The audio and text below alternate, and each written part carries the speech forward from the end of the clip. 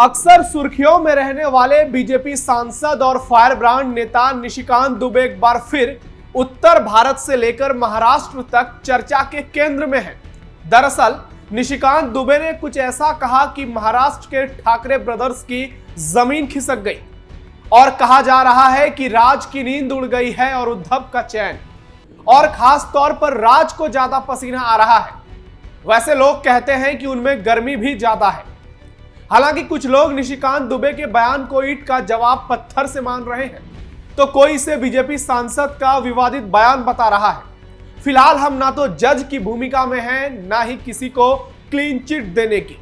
ऐसे में हम भाषा की मर्यादा पर तो सवाल उठा सकते हैं, लेकिन बीजेपी सांसद निशिकांत दुबे ने जो कहा है वो बात सोचने वाली है।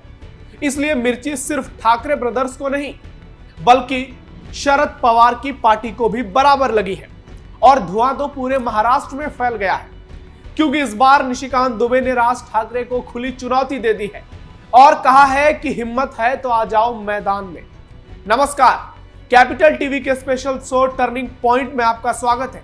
मैं हूं नवेंदु शेखर झा। आज टर्निंग पॉइंट में आपको बताएंगे कि कैसे बीजेपी सांसद निशिकांत दुबे ने उद्धव ठाकरे, राज ठाकरे और तुष्टीकरण करने वाले नेताओं को ललकारा है और यह बता दिया है कि उत्तर भारत के लोग डरने वाले नहीं हैं। साथ ही उन्होंने यह भी कहा है कि हम महाराष्ट्र का भी उतना ही सम्मान करते हैं जितना बिहार का। हमारे लिए महाराष्ट्र भी उतनी ही पूजनीय है जितना बिहार है। देखिए, बीजेपी सांसद निशिकांत दुबे के बयान पर महासंग्राम। उत्तर भारत से महाराष्ट्र की गलियों तक मचा बवाल। हिंदी वर्सेस मराठी की लड़ाई, अब आत्मसम्मान की बारी। एमएनएस अध्यक्ष राज ठाकरे के इशारे पर उनके गुंडे जिस तरह से महाराष्ट्र में भाषा को लेकर उत्तर भारतीयों पर हमले कर रहे हैं, खासकर बिहारियों पर, उस पर अब बीजेपी सांसद निशिकांत दुबे की तीखी प्रतिक्रिया सामने आई है। और निशिकांत दुबे ने साफ साफ कह दिया है कि अगर आप इतने बड़े बॉस हैं तो महाराष्ट्र से बाहर निकल कर आए, बिहार, उत्तर प्रदेश, तमिलनाडु में आए, तुमको पटक पटक के मारेंगे। जी हां, बीजेपी सांसद निशिकांत दुबे बेहद आक्रोशित और आक्रामक नजर आए और उन्होंने राज ठाकरे पर जोरदार पलटवार किया। आपको बता दें कि हिंदी बनाम मराठी की इस लड़ाई के असली सूत्रधार राज ठाकरे ही हैं और आज से नहीं, ये अक्सर ऐसी ओछी और छोटी हरकत करते रहते हैं। और 2 दिन पहले इस जाहिल व्यक्ति ने मर्यादा की सारी सीमाओं को पार करते हुए बेहद घटिया और घिनौना बयान दिया था। राज ठाकरे ने कहा था कि बेवजह किसी को मत मारो, लेकिन अगर कोई ज्यादा नाटक करता है तो उसके कान के नीचे जरूर बजाओ, और अगली बार जब किसी को पीटो तो उसका वीडियो भी मत बनाओ। उनके ऐसी बयान और एमएनएस की गुंडागर्दी के चलते पूरे उत्तर भारत के लोग आक्रोशित हैं, आग बबूला है और वो गुस्से में है। और अब निशिकांत दुबे ने राज ठाकरे पर जब बड़ा हमला बोला है तो लोग उनके समर्थन में आ गए हैं। निशिकांत दुबे ने राज ठाकरे को जवाब देते हुए कहा कि आप लोग हमारे पैसे से जी रहे हैं। आप कह रहे हो कि मराठी बोलनी होगी। आप बताओ कि आप आखिर किसकी रोटी खा रहे हो? क्या वहां टाटा है, बिरला है, रिलायंस है? कोई यूनिट महाराष्ट्र में नहीं है। टाटा ने पहली फैक्ट्री बिहार में बनाई। कौन सी इंडस्ट्री है तुम्हारे पास? माइंस हमारे पास है। माइंस झारखंड, छत्तीसगढ़ और उड़ीसा के पास है। आपके पास क्या है? आपके पास कौन सी माइंस है? सारी सेमीकंडक्टर की इंडस्ट्री तो गुजरात में है। आप हमारा केवल शोषण करते हो। मराठी एक आदरणीय भाषा है। आपके पास किस तरह के उद्योग हैं? आप अगर इतने हिम्मत वाले हैं और हिंदी बोलने वालों को मार रहे हैं तो आपको उर्दू, तमिल और तेलुगु बोलने वालों को भी पीटना चाहिए। बीजेपी सांसद निशिकांत दुबे का कहना है कि जिन्होंने भारत की आजादी के लिए संघर्ष किया, हम उन सभी मराठी और महाराष्ट्र के सभी लोगों का सम्मान करते हैं। महाराष्ट्र में बीएमसी चुनाव आने वाला है, इसलिए राज और उद्धव सस्ती सियासत कर रहे हैं। अगर उनमें हिम्मत है तो उन्हें अपने बगल में माहिम जाना चाहिए और माहिम दरगाह के सामने किसी भी हिंदू या उर्दू बोलने वाले व्यक्ति की पिटाई करनी चाहिए। आपको याद होगा जब यही बात बीजेपी विधायक नितेश राणे ने की थी, कैसे उनका हरोर विरोध हुआ था। आपको उनका वो बयान सुनाते हैं। मारा ही गया है ना, एक हिंदू को मारा गया है ना, एक हिंदू को मारा गया है तो मुझे बोलना है कि इतनी हिम्मत जाके नल बाजार और मोहम्मद अली रोड में दिखाओ ना। वो जो दाढ़ी वाले और गोल टोपी वाले क्या मराठी में बात करते क्या? शुद्ध मराठी में बात करते क्या? उधर जाने की उनको कान के नीचे बजाने की हिम्मत नहीं है। जावेद अख्तर क्या मराठी में बात करता है क्या? आमिर खान क्या मराठी में गाता है क्या? उधर उसके मुंह से मराठी निकालने की हिम्मत नहीं है।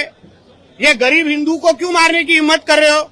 ये सरकार हिंदू ने बिठाई है, हिंदुत्व विचार की सरकार है, इसलिए इस तरह की कोई भी अगर कोई हिम्मत करेगा तो हमारी सरकार भी तीसरी आंख खोलेगी, इतना मैं कहना चाहता हूँ। नितेश राणे के इसी बयान पर उनके ही राज्य के कई नेताओं ने उन पर और बीजेपी पर सवाल खड़े कर दिए और उन्होंने जो बात कही अगर गौर किया जाए तो वो बिल्कुल सच है। जिन बिहारियों और पूर्वांचलियों के साथ महाराष्ट्र में आए दिन मारपीट की जा रही है वो केवल हिंदू है, जो इस बात की ओर इशारा करता है कि राज ठाकरे भी अपने भाई उद्धव ठाकरे की तरह खुद का इस्लामीकरण करना चाहते हैं, क्योंकि हिंदू तो उनको वोट दे नहीं रहे।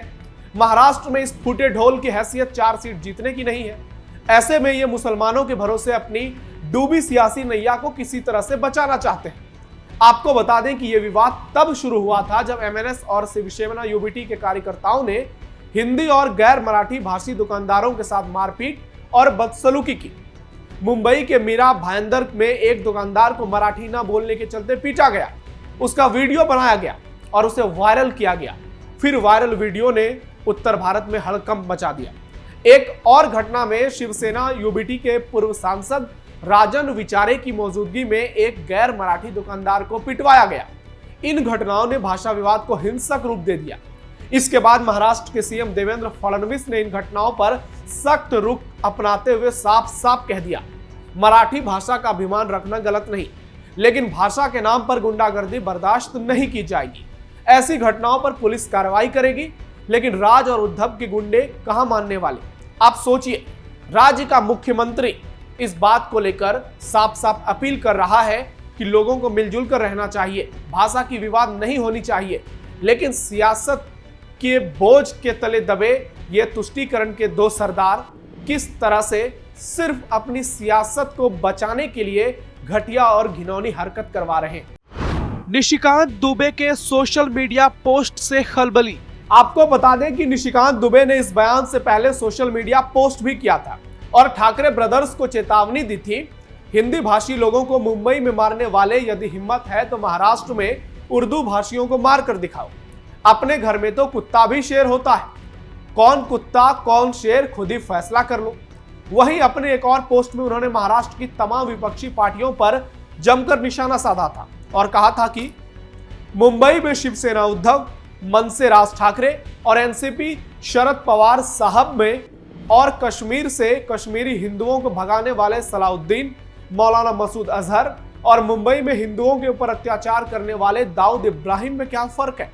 एक ने हिंदू होने के नाते अत्याचार किया, दूसरे हिंदी के कारण अत्याचार कर रहे हैं। दरअसल निशिकांत दुबे अपने इसी अंदाज के लिए जाने जाते हैं और बेबाकी से अपनी बात रखते हैं।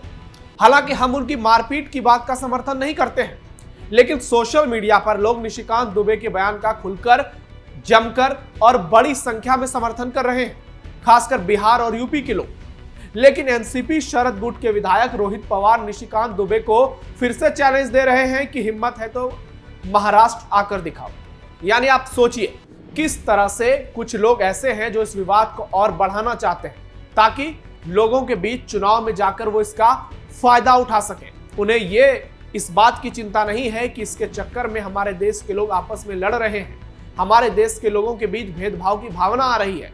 लेकिन तुष्टीकरण की सियासत से ग्रसित ये लोग हमारे देश में कट्टरता फैला रहे हैं, नफरत फैला रहे हैं, एक दूसरे के बीच भड़काऊ बीज बो रहे हैं और इसी को लेकर निशिकांत दुबे के बयान को लोग समर्थन कर रहे हैं। बिहार यूपी के लोग उनके बयान को सही ठहरा रहे हैं। भोजपुरी सुपरस्टार निरहुआ भी मैदान में कूदे। बीजेपी नेता और भोजपुरी सुपरस्टार दिनेश लाल यादव निरहुआ ने भी राज और उद्धव ठाकरे को खुली चुनौती दी है।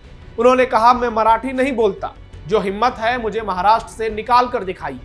निरहुआ ने इसे गंदी सियासत करार देते हुए एकता और सद्भाव की अपील की। बीजेपी नेता आशीष सेलार ने भी एमएनएस कार्यकर्ताओं को हिंसा की तुलना जम्मू कश्मीर के पहलगाम आतंकी हमले से की। यानी महाराष्ट्र में ही कई पार्टियां और कई नेता एमएनएस के गुंडों की, शिवसेना के गुंडों का खुलकर विरोध कर रहे हैं और उन्हें कह रहे हैं कि इस तरह की हरकत मत करो। आप सोचिए किस तरह से ये लोग इस मामले को और तूल दे रहे हैं। राज और उद्धव जैसे नेताओं को शर्म आनी चाहिए। वैसे शर्म तो इनमें बची ही नहीं है कि एक ही देश के लोगों को, एक ही धर्म के लोगों को वो कैसे आपस में तोड़ रहे हैं, बांट रहे हैं, सिर्फ अपनी सस्ती सियासत के लिए।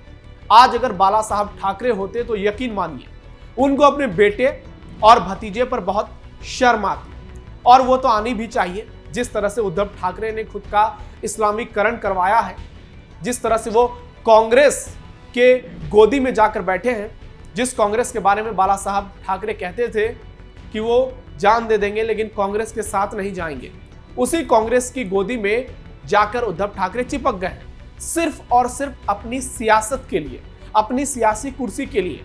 लेकिन महाराष्ट्र चुनाव में जनता ने इन्हें बता दिया कि ये लोग बाला साहब ठाकरे की विचारधारा को आगे नहीं बढ़ा सकते। इसलिए लोगों ने एकनाथ शिंदे के साथ जाने का फैसला किया और बीजेपी और शिंदे की गठबंधन ने महाराष्ट्र में इतिहास रच दिया। फिर भी उद्धव और राज को समझ में नहीं आ रहा है। जो भाई 15 साल 20 साल से अलग थे, आज वो एक हो रहे हैं। लेकिन ये जितना एक होंगे, ये जितनी नफरती सियासत करेंगे, ये जितना लोगों को आपस में लड़ाएंगे, उतना ही ज्यादा इनको नुकसान होगा।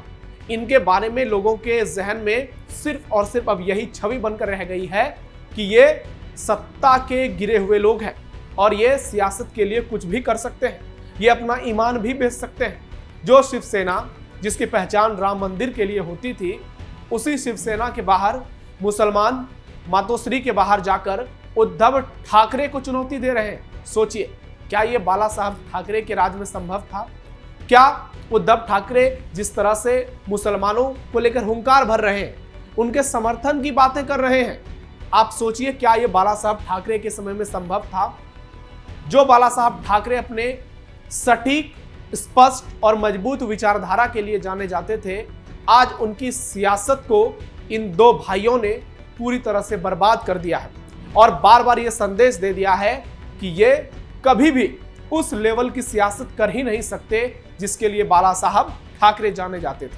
तो फिलहाल आज के टर्निंग पॉइंट में इतना ही। आपकी राय हमारे लिए बहुत महत्वपूर्ण है, कमेंट बॉक्स में बताइए। आप सावधान रहिए, अलर्ट रहिए, अपने आसपास पैनी नजर रखिए और टर्निंग पॉइंट में हमारा साथ ऐसे ही देते रहिए। धन्यवाद। जय हिंद।